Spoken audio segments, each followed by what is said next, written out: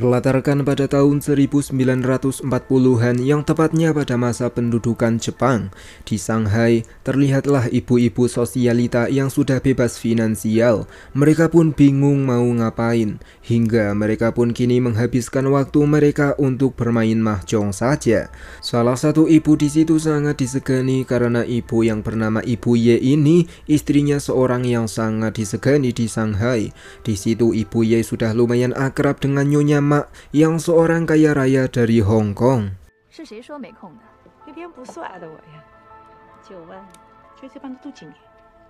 Kemudian kita pun dialihkan ke Tuan Ye dan bawahannya. Tuan Ye berprofesi sebagai pejabat tinggi pemerintah yang pro Jepang. Tuan Ye baru saja menyelesaikan rapat dengan pihak Jepang dan kini ia pun akan pulang. Pengawalan untuk Tuan Ye sangat ketat, bahkan selevel presiden.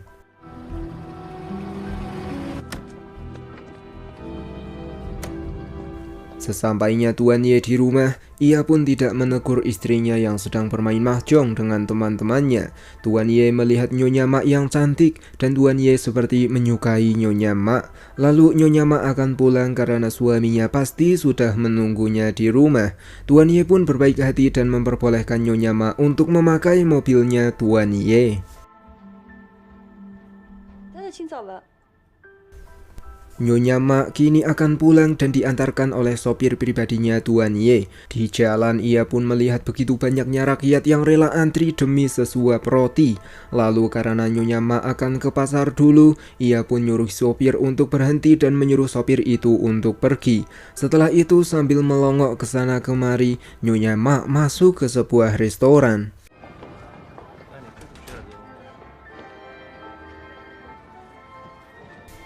Dalam restoran tersebut, Nyonya Mak ingin menelepon keluarganya. Bartender itu pun memperbolehkannya. Lalu Nyonya Mak berbicara dengan sangat pelan dan hati-hati. Ia mengabari lokasinya dan ia memanggil pria itu kakak. Setelah itu Nyonya Ye langsung menutup telepon. Lalu kita pun dialihkan ke seorang pria dan komplotannya, di mana orang yang baru saja teleponan dengan Nyonya Mak adalah pria yang bernama Yumin. Entah Yumin dan komplotannya terlibat apa, yang pasti di markas tersebut ada banyak senjata. Kemudian kita pun dibawa flashback ke tahun 1930-an, sewaktu Hong Kong masih diduduki oleh Inggris dan belum diduduki oleh Jepang. Nyonya Mak bukanlah nama asli, melainkan wanita ini adalah mahasiswi yang bernama Wong Jiaji.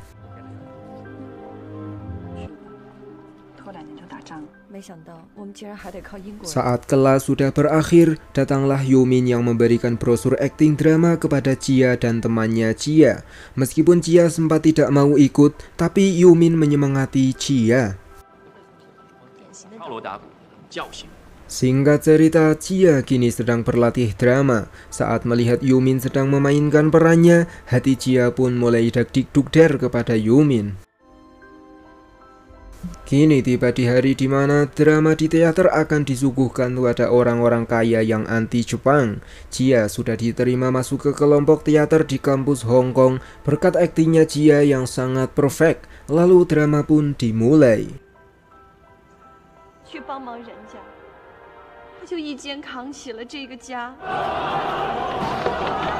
Setelah drama yang begitu menggetarkan jiwa, kini mereka pun sangat senang karena tadi kursi penonton penuh. Mereka pun bersulang untuk aktor dan aktris utama, yaitu Yumin dan Jia.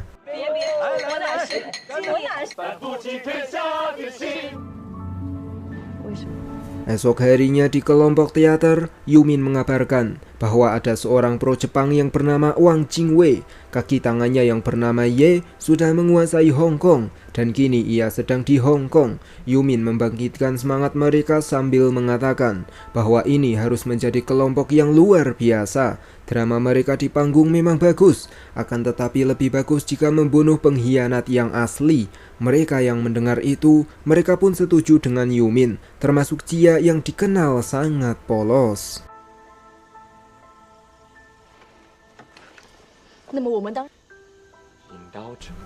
Esok harinya, Yumin menemui Kang Shao. Yumin meminta tolong dan meminta informasi darinya. Setelah dirasa cukup, Yumin dan yang lain pun menyewa sebuah rumah yang masih di wilayah Hong Kong. Mulai sekarang Chia menyamar jadi Nyonya Mak, dan pria ini sebagai suaminya Nyonya Mak. Kelompok teater yang dulunya hanya bermain drama di panggung, kini mereka pun akan memainkan drama di dunia nyata.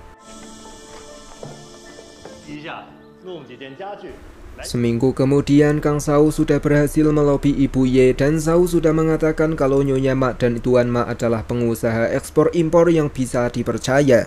Ibu Ye lalu jalan-jalan bersama bareng mereka. Mereka justru sangat gugup, tapi tidak dengan Chia yang justru asik ngobrol dengan Ibu Ye.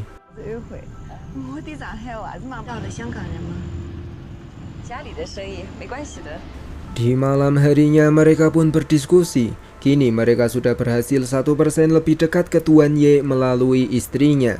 Dan istrinya Tuan Ye juga sudah akrab dengan Chia yang memainkan drama sebagai ibu sosialita yang sederajat dan sepemikiran dengan Ibu Ye. Yumin sudah mengatur jadwal untuk Chia bertemu lagi dengan Ibu Ye. Tapi Chia bilang kalau ia sudah capek.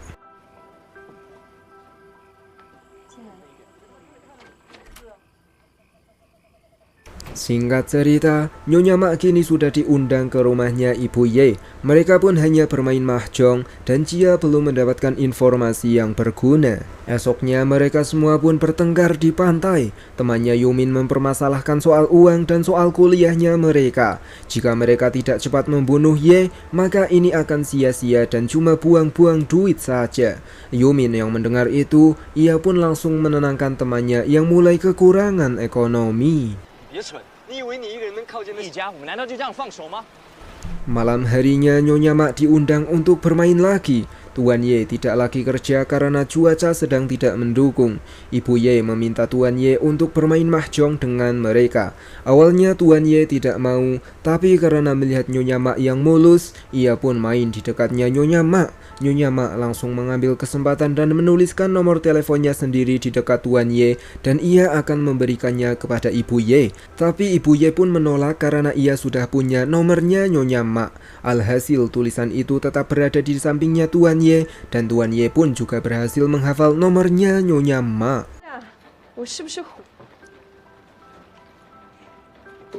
Setelah Nyonya Mak alias Chia pulang, mereka kini sedang bersenang-senang. Tiba-tiba Tuan Ye menelepon Nyonya Mak dan menyuruh Nyonya Mak mengajaknya ke toko baju terbaik di Hong Kong.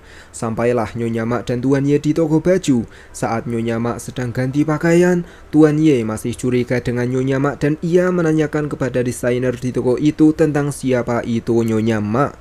Desainer itu bilang kalau Nyonya Mak adalah istri dari orang kaya dan Nyonya Mak adalah pelanggan di toko baju mereka. Seketika Tuan Ye yang mendengar itu pun jadi sudah percaya dengan Nyonya Mak.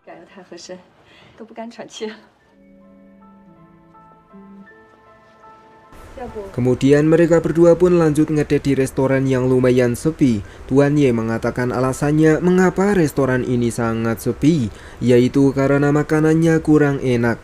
Meskipun begitu, tapi Tuan Ye sengaja mengajak Nyonya Mak ke sini supaya tidak ada kebisingan. Lalu Nyonya Mak bercerita kalau ia suka nonton bioskop, tapi suaminya sungguh tidak suka. Seketika Tuan Ye pun mengatakan kalau ia suka nonton bioskop. Setelah itu Nyonya Ye pun mengatakan bahwa suaminya sudah 2 hari pergi ke Singapura. Tuan Ye yang mendengar itu, kini ia pun merasa memiliki kesempatan emas.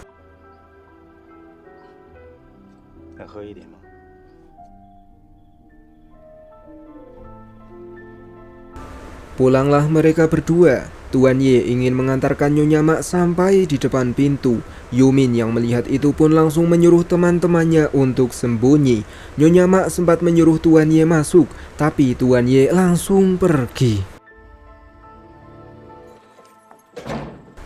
Chia pun langsung rapat dengan Yumin dan yang lainnya. Chia mengatakan bahwa Tuan Ye orang yang sangat hati-hati. Bahkan saat bersamanya, Tuan Ye menyuruh anak buahnya dan Kang Shao untuk pergi. Jia yakin kalau anak buahnya Tuan Ye tidak tahu apa-apa dan hanya Tuan Ye lah yang punya sebuah rahasia.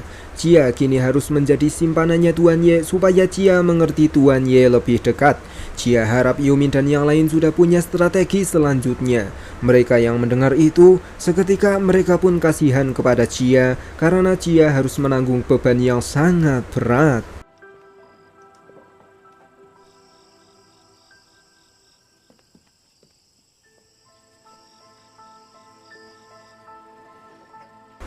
Dini harinya Jia tidak merem turu. Temannya Yumin masuk ke kamarnya Jia dan langsung memakai Jia yang pasrah.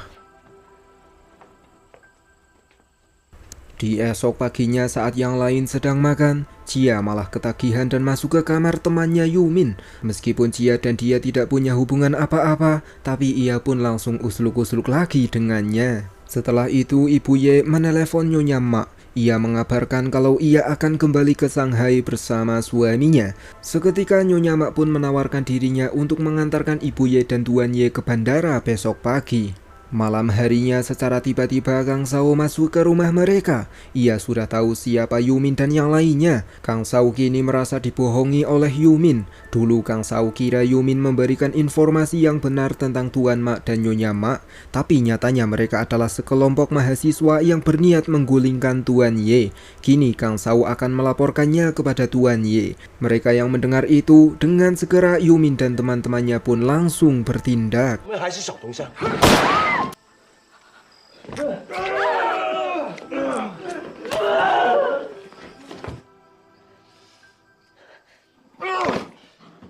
Setelah melenyapkan Kang Shao, Yumin merasa kalau dirinya adalah seorang setan yang kehilangan kendali, sedangkan Jia lebih memilih pergi meninggalkan mereka semua. Singkat cerita, 3 tahun kemudian Hong Kong dilanda krisis ekonomi yang lebih buruk. Banyak orang yang sudah mati akibat kelaparan. Jia pun rela mengasong antri beras supaya dirinya bisa makan. Lalu Jia pulang ke rumah dan menjadi wanita yang polos lagi.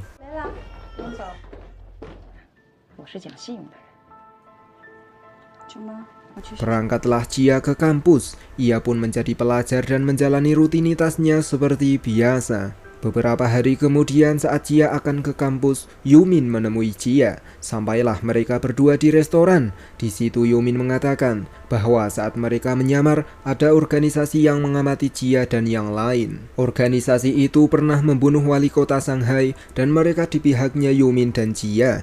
Kini Yumin mengutarakan tujuannya mencari Jia, yaitu misi 3 tahun lalu belum selesai. Tuan Ye makin berbahaya dan makin tak bisa didekati. Organisasi yang Yumin ikuti juga tidak bisa membunuh Tuan Ye. Kini Yumin meminta bantuannya Jia.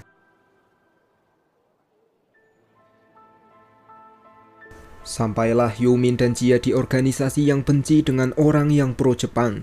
Ketua memberikan obat mati untuk Jia. Jika Jia ketahuan identitasnya suatu hari nanti, maka Jia harus segera menelan obat bundir tersebut. Jia yang sudah melihat kondisi rakyat sangat sengsara, ia pun menyetujui misi tersebut. Lalu ketua menugaskan Jia ke Shanghai untuk mendekati Tuan Ye. Beberapa minggu kemudian Jia kini sudah sampai di Shanghai. Kini ia sudah jadi Nyonya Mak lagi dan ia juga sudah berada di rumahnya Ibu Ye. Tuan Ye yang baru saja pulang pun segar sumringah karena bisa melihat Nyonya Mak lagi. Lalu Nyonya Mak masuk ke kamar untuk mengambil oleh-oleh dari Hong Kong. Tuan Ye langsung menemui Nyonya Mak. Tapi karena Tuan Ye merasa kalau di rumah itu tidak aman, ia pun jaga jarak dari Nyonya Mak dan belum berani gituan dengannya. Beberapa minggu kemudian, Jia kini menemui Yumin. Ia memberikan informasi yang berada di rumahnya Tuan Ye kepada Yumin.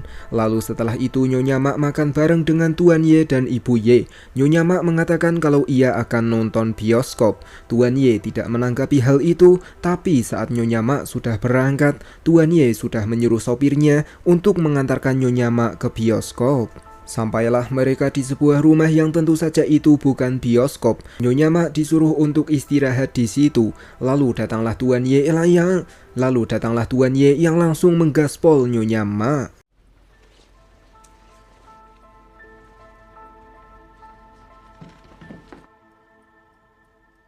Esok harinya saat nonton opera premium, Nyonya Ye bilang kalau sebentar lagi ia akan kembali ke Hong Kong. Seketika Tuan Ye pun kaget.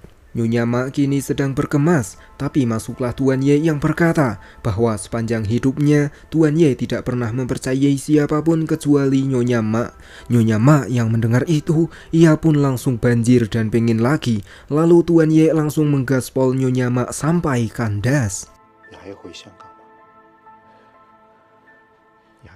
Kini Nyonya Ma pun belum jadi pergi dan kini ia ditemui oleh Yumin yang mengabarkan bahwa komunikasi dengan organisasinya sedang terputus. Yumin dan Jia harus menunggu instruksi dari atasan.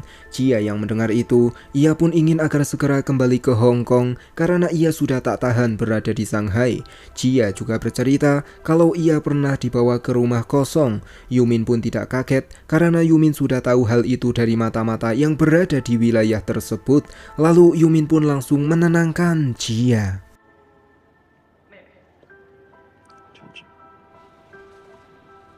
Malam harinya Nyonya Ma main bareng dengan Ibu Ye dan kawan-kawan. Ibu Ye mengabarkan kalau Tuan Ye sedang di Nanjing dan sebentar lagi Tuan Ye akan ulang tahun. Dini harinya Nyonya Ma tidak merem turu. Ia pun mendengar sesuatu. Takut kalau itu maling, Nyonya Ma mengeceknya. Tapi ternyata itu adalah Tuan Ye yang sedang membakar berkas-berkas. Tuan Ye mengatakan kalau tadi ia habis menangkap plus menginterogasi 10 mata-mata di Nanjing. Nyonya Ma yang mendengar itu pun tidak bertanya lebih lanjut. Justru ia merasa kalau Tuan Ye mungkin sudah punya wanita lain di belakangnya Nyonya Ma.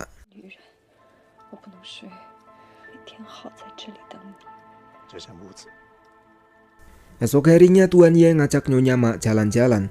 Ia bercerita kalau kemarin ia sudah menangkap beberapa orang dari gerakan Chongqing yang anti Jepang. Ye yakin kalau suatu saat pasti ia bisa menangkap semua orang tersebut. Lalu karena kini Tuan Ye dan Nyonya Ma sudah sampai tujuan, mereka pun langsung usluk-usluk 2 jam lebih.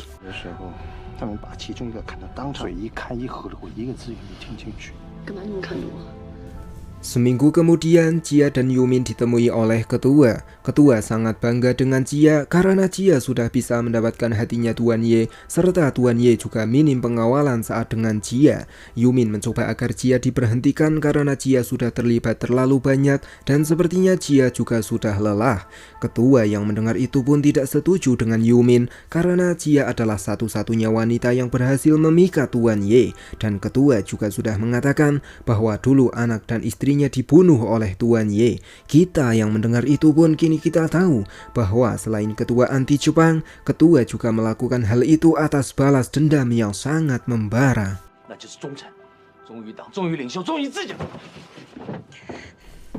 Seminggu kemudian Nyonya Ma diundang Tuan Ye untuk ke distrik Jepang. Di situ ia pun sempat digoda oleh pasukan Jepang karena Nyonya Ye dikira wanita bayaran. Lalu ia pun diantarkan ke ruangannya Tuan Ye. Nyonya Ma genit kepada Tuan Ye. Ia pun langsung menutup pintu dan bermanja-manja kepada Tuan Ye.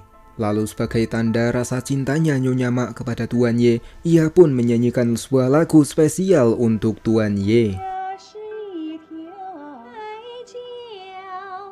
Esok harinya Jia memberikan sebuah surat penting kepada ketua dan Yumin. Itu adalah surat pertemuan penting. Ketua pun akan mengawasi Tuan Ye dan Jia nanti supaya Jia aman. Lalu setelah ketua pergi, Yumin meminta maaf dan akan mengusluk-usluk Jia. Tapi Jia mengatakan bahwa itu sudah terlambat. Harusnya Yumin melakukannya 3 tahun yang lalu. Lalu seminggu kemudian Nyonya Ma OTW ke lokasi. Anak buahnya ketua pun menjaga keamanannya Jia. Nyonya Ma pun menunjukkan undangan yang diberikan oleh Tuan Ye tersebut. Bertemulah dengan Mr. Khalid. Nyonya Ma sempat sangat takut, tapi ternyata Khalid adalah penjual berlian premium. Tuan Ye sudah membayar berlian dan Nyonya Ma disuruh untuk memilih berlian tersebut. So you're free to decide the setting. Kemudian kita pun dibawa ke awal film saat Jia menelepon Yumin. Setelah itu Jia sempat duduk sebentar. Lalu Nyonya Ma pun dijemput oleh Tuan Ye. Mereka akan OTW untuk bermesraan seperti biasa. Tapi Nyonya Ma ingin ke tokonya Khalid terlebih dahulu karena ia yakin kalau cincin berlian 6 karat miliknya pasti sudah jadi. Sampailah di depan toko, Nyonya Mak melihat sudah ada beberapa agen yang standby, sedangkan Tuan Ye mulai curiga dengan gerak-geriknya Nyonya Mak. Meskipun begitu, tapi Tuan Ye pun tetap menemani Nyonya Mak. Bertemulah dengan Khalid yang menunjukkan cincin berlian itu. Nyonya Mak langsung memakainya. Lalu Chia pun dengan bersedih hati tahu kalau dirinya sudah mencintai Tuan Ye. Chia pun lebih memilih Tuan Ye dan Chia juga menyuruh Tuan Ye untuk segera kabur.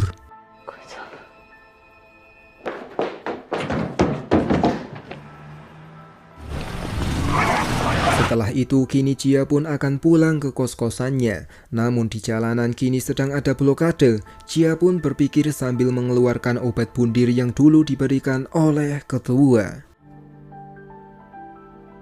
Seminggu kemudian, Tuan Ye kini sudah diberikan berkas-berkasnya Nyonya Mak dan teman-temannya Nyonya Mak yang ternyata adalah seorang mahasiswa dan mahasiswi.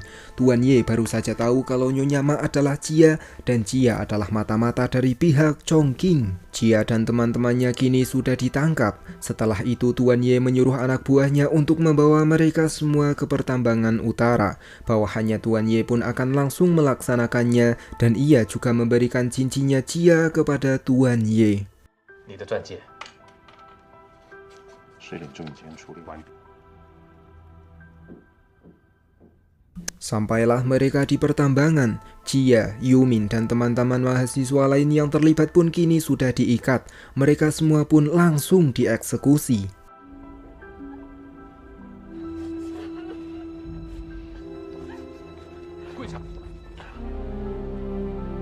Tuan Ye sendiri kini dengan bersedih hati ia datang ke kamar yang sering digunakan untuk Chia menginap. Datanglah Ibu Ye. Tuan Ye memerintahkan kepada Ibu Ye, jika ada orang yang menanyakan Nyonya Mak, Ibu Ye harus bilang kalau Nyonya Mak kembali ke Hong Kong. Lalu film pun diakhiri dengan Tuan Ye yang menyesal karena sudah menghukum mati Chia. Di lain sisi ia benar-benar cinta kepada Chia, tapi di lain sisi ia harus pro dengan Jepang. Tuan Ye seumur hidup harus menanggung penyesalannya tersebut, dan meskipun Tuan Ye hidup bergelimang harta, tapi Tuan Ye tidak bisa melupakan Chia di seumur hidupnya.